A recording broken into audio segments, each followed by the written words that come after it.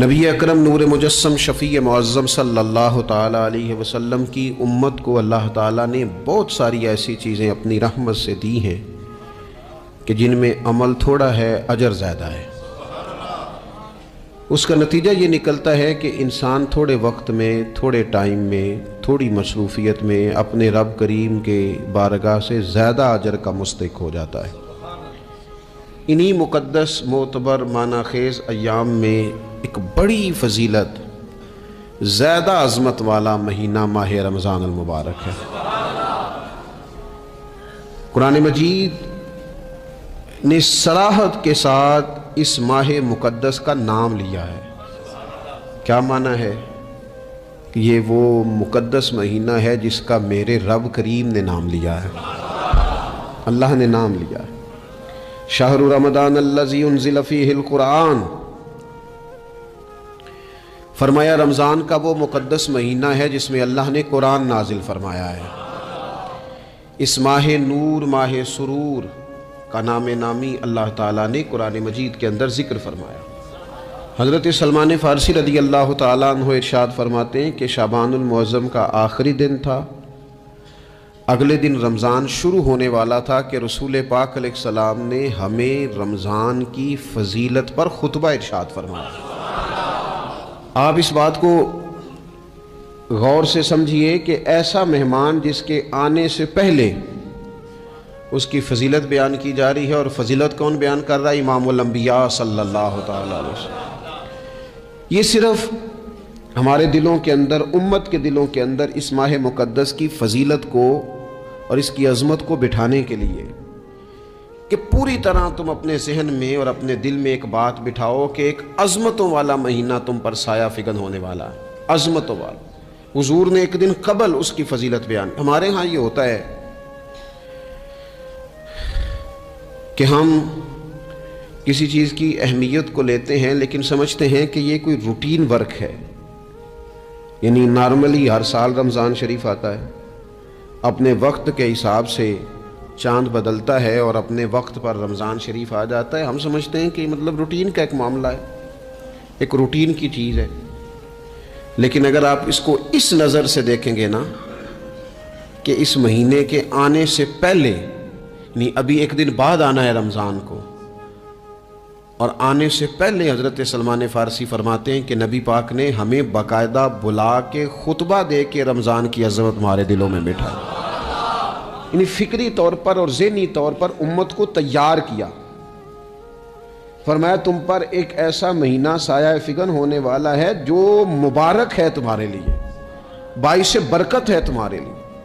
تم اپنے آپ کو ذہنی طور پر تیار کرو کہ ایک ماہ نور تمہارے قریب آ رہا ہے۔ جو رمضان، اسلامی عبادات جتنی بھی ہیں نا، وہ مخصوص پوجا پاٹ نہیں۔ اسلامی عبادات میں سے کوئی عبادت بھی ایسی نہیں جس کا مقصد ہی ہو کہ آپ نے اتنے وقت سے لے کر اتنے وقت تک فلاں عمل کرنا ہے۔ جتنی بھی عبادات ہیں اسلامی، وہ اپنے دامن میں کوئی نتیجہ رکھتی ہیں، کوئی رزلٹ رکھتی ہیں، اس کے ثمرات انسانی زندگی پر مرتب ہوتے ہیں۔ انسان کو تزکیہ نصیب ہوتا ہے، اس کے باطن کو صفائی نصیب ہوتی ہے، اسے خیر کرنے کا موقع ملتا ہے، تربیت کے بہت سارے مواقع اس میں پائے جاتے ہیں، بہت سارے اسرار و رموز کے ساتھ اسلامی عبادات ہیں۔ یہ جو رمضان المبارک ہے نا، یہ جو روزہ ہے، یہ روزہ اپنے دامن کے اندر تربیت رکھتا ہے، تربیت۔ یا ایھا الذین آمنوا کتب علیکم الصیام کما کتب علی الذین من قبلکم لعلکم تتقون۔ اے ایمان والو، تم پر روزے فرض کیے گئے جیسا کہ تم سے پہلے لوگوں پر بھی فرض کیے گئے تھے تاکہ تم تقوی اختیار کرو۔ روزہ تمہیں پرہیزگار بنائے گا، تمہارے اندر سے جو نفسانی چیزیں ہوں گی انہیں نکالے گا، اور اللہ تبارک و تعالیٰ کی طرف تمہارے دل کا رجحان ہوگا، تمہاری روح کا رجحان ہوگا، تمہیں تزکیہ دے گا۔ روزہ انسان کی تربیت کرتا ہے، انسان کو روزہ ذہنی طور پر تیار کرتا ہے کہ اللہ کے حکم کے مطابق کھانا ہے، اللہ کے حکم کے مطابق پینا ہے۔ سب سے بڑا مسئلہ اس دور کا رزق کے حلال کا حصول ہے اور حرام سے اجتناب ہے۔ تو روزہ ہمیں یہ سبق پڑھاتا ہے کہ ہم وہی کھائیں گے اور اسی وقت کھائیں گے جو کھانے کا ہمیں ہمارے رب نے حکم ارشاد فرمایا ہے۔ اور جسے اللہ رسول منع کر دیں گے جتنی مرضی چمک دمک اپنے دامن میں رکھے، جتنی مرضی، لیکن ہم وہی لیں گے جو ہمارے لیے جائز ہے۔ آپ غور فرمائیے، روزہ لعلکم تتقون، روزہ تمہیں پرہیزگار کرتا ہے۔ بہت سارے لوگ ایک بات کرتے ہیں کہ عادتیں نہیں بدلی جاتی، یار کوشش کرتا ہوں لیکن میری عادت نہیں تبدیل ہوتی۔ میں آپ کو ایک رائے دینے لگا ہوں، مشورہ دینے لگا ہوں، میں آپ سے یہ عرض کرنے لگا ہوں کہ موقع آیا ہے رمضان شریف کا۔ رمضان میں بندہ روٹین میں اپنی عادتیں بدلتا ہے۔ کسی کو سویرے 7 بجے کھانے کی عادت ہے، کسی کو 9 بجے کھانے کی عادت ہے، کوئی صبح ناشتہ نہیں کرتا، دوپہر میں ہی کھاتا ہے، لیکن رمضان آیا تو عادت بدل گئی۔ 7 بجے والا بھی نہیں کھا رہا، 9 بجے والا بھی نہیں کھا رہا، دوپہر والا بھی نہیں کھا رہا، سارے سحری میں کھا رہے ہیں۔ عادت بدل گئی، بالکل طبیعت بدل گئی، روٹین چینج ہو گئی۔ کوئی اٹھ رہا تھا صبح فجر میں، اللہ کی توفیق سے اللہ تعالیٰ معاف فرمائے تو کچھ ایسے بھی تھے جو 9-10 بجے اٹھ رہے تھے، کچھ الحمدللہ فجر پڑھ کے چلو کسی وجہ سے پھر سو گئے، 10-11 بجے اٹھ رہے تھے، روٹین بدلی ہوئی تھی۔ رمضان آیا تو بدل گئی، سارے سحری میں اٹھ رہے ہیں، تہجد کے وقت سب کی آنکھ کھول رہی ہے، بالکل روٹین بدل گئی، حالات بدل گئے، معاملات تبدیل ہو گئے، اوقات تبدیل ہو گئے، دفاتر کے ٹائم تبدیل ہوئے، اسکولوں کے نظام تبدیل ہوئے، مدارس کے اوقات تبدیل ہوئے، ہر چیز کے اندر تبدیلی آئی۔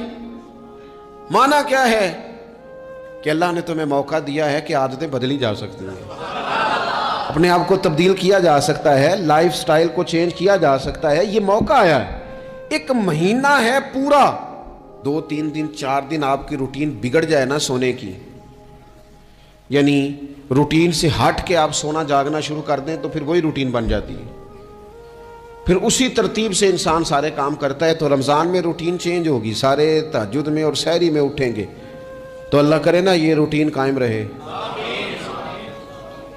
رمضان میں تو اٹھتے تھے سحری کرنے کے لیے، تو اللہ کرے روٹین بن جائے اور سارا سال اٹھیں تہجد کی نماز ادا کرنے کے لیے، اللہ کرے روٹین بن جائے، چیزیں تبدیل ہو جائیں۔ وہ لوگ جن کو ڈاکٹر کہہ رہے تھے کہ دوائی بھی کھانی ہے اور پرہیز بھی کرنا ہے، تو وہ کہہ رہے تھے جی دوائی کھانا تو آسان ہے، پرہیز کرنا مشکل ہے، تو بدلنے لگی ہے نا روٹین، آ گیا نا رمضان، پرہیز کا ٹائم شروع ہو گیا۔ لہذا بہترین فائدہ یہ ہوگا کہ رمضان میں پرہیز ہوگی، ڈائٹ پلان بالکل بنایا جا سکتا ہے، اس میں چیزوں کو بالکل مرتب کیا جا سکتا ہے۔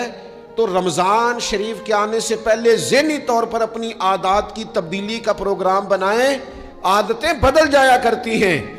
رسول کریم دنیا میں آئے وَيُزَكِّيكُمْ، حضور تزکیہ کرنے تو آئے ہیں، عادتیں بدلنے تو تشریف لائے ہیں۔ نبی پاک نے صفائی ستھرائی کر دی، ساری ناپاک چیزوں کو نکال دیا۔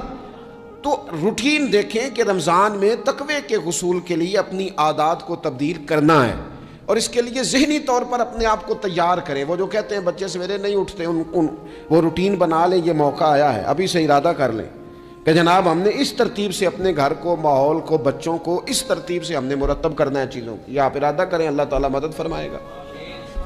رمضان المبارک کی جو خاص فضیلت ہے، اس خاص فضیلت کو رمضان آنے سے پہلے ذہن میں بٹھا لیں، اور رمضان المبارک پورے کا پورا اس ذوق سے گزاریں کہ ذہن میں بات موجود ہو، ذہن میں، کہ دراصل رمضان کیا ہے۔ اللہ کے پیارے رسول صلی اللہ تعالیٰ علیہ وسلم نے فرمایا، اے لوگو تم پر ایک عظیم المرتبت مہینہ سایہ فکن ہو رہا ہے۔ حضور فرماتے ہیں شہر مبارک، فرمایا یہ بڑا برکت والا مہینہ ہے، یہ برکتیں لے کے آیا ہے، یہ رحمتیں لے کے آیا ہے، یہ اپنے ساتھ عنایات لے کے آیا۔ اور نبی اکرم صلی اللہ تعالیٰ علیہ وآلہ وسلم نے فرمایا جو بندہ بھی قرب الہی کی نیت سے رمضان میں نیکی کا طلبگار ہوگا، فرمایا وہ اگر نفل نیکی کرے گا نا تو اللہ تعالیٰ اسے فرض کے برابر ثواب عطا فرمائے گا۔ اور حضور علیہ السلام فرماتے ہیں جو اس مہینے میں ایک فرض ادا کرے گا اللہ 70 فرضوں کے برابر اجر عطا کرے گا۔ اپنے ذہن میں ایک بات بٹھائی جائے، ذہن میں یہ بات بٹھائی جائے کہ یہ نا برکت والا مہینہ ہے، اس میں میرا ثواب بڑا ضربوں کے ساتھ آگے بڑھے گا، ایک ذہن بنایا جائے اور پھر ثواب اکٹھا کرنا شروع کر دیا جائے، پھر وہ ترتیب بنا لی جائے